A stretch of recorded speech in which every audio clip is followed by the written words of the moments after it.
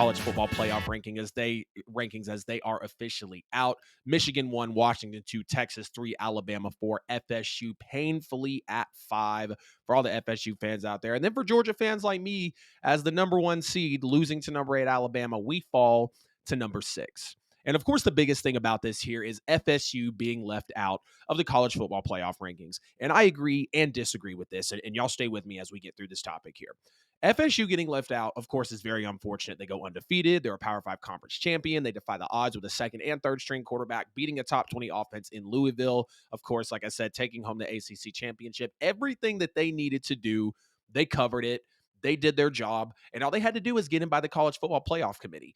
I feel horrible for FSU. I feel horrible for Jordan Travis. I feel horrible for Mike Norvell. Anybody associated with Florida State University, especially if you're wrapped up in the football program, I feel for you.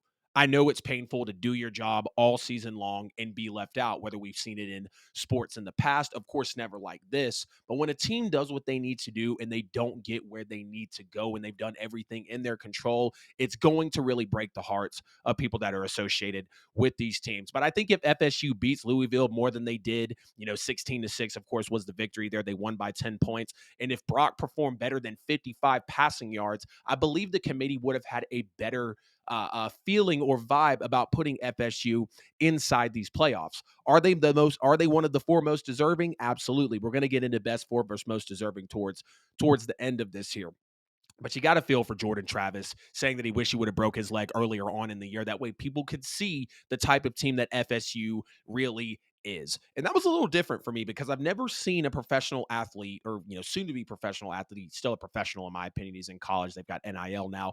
I've never seen a professional athlete say, I wish I would have got hurt earlier so you guys could really see the type of team that we were. We see Mike Norvell very dejected in the room as they break the college football playoff rankings and they figure out that FSU is not included in that. And again, I think if FSU comes out, wins more convincingly, more than 16-6, their quarterback has more than 55 passing yards, I believe the committee would have been more willing to put them in. But when you look at the 4 teams that are in, and even if they put in the 6 teams, I believe FSU, even with that defense, even the way that they defied the odds, they would be the weakest team in the playoff. And I believe that's what the committee was trying to avoid. Of course, we heard that Alabama gets in because of, the SEC money and the rankings and the matchups and all. But realistically, we know FSU deserve to be in. And I believe if they win more convincingly to Louisville, they have a shot to get into the top 4 in the college football playoff. Now, of course, we see Michigan's room was absolutely deflated when they saw Alabama was getting in and not FSU. They wanted that second or that third string FSU quarterback. And I understand that because we can all sit here right now and say that Michigan is more than likely going to wipe the floor, or excuse me, that Alabama is more than likely going to wipe the floor with Michigan. Alabama's just a better football team. I understand Michigan's at 1, Alabama's at 4. Michigan's been in the top 4 for a lot of the season. Alabama at certain points was lower in the rankings, of course, than they are now and what they were walking into the SEC championship. But should Alabama have made it in? Again, Michigan 1, Washington 2, Texas 3, Alabama 4, FSU 5, painfully, and also painfully at 6, the Georgia Bulldogs as well. I do believe that Alabama should have made it into these playoffs. They beat the back-to-back national champions. We haven't seen a back-to-back national champion in a while. They beat a team that had not lost in 29 games, and the last loss they had was to the team that they lost to in the SEC championship. And I understand it was on a neutral site, but they did it in Atlanta, of course, where the SEC championship is consistently played.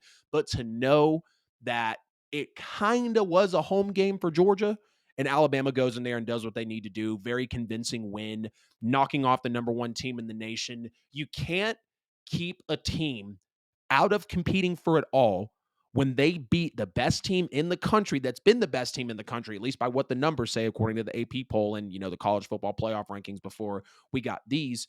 You can't keep them out. They hadn't lost in 29 games. They were back-to-back national champions. They were a very dominant team. Now, yes, there were some times in the season where we saw them slip against an Auburn and against a Georgia Tech and against a Mizzou and, a little fluttering with the UAB. But Georgia was still an undefeated football team.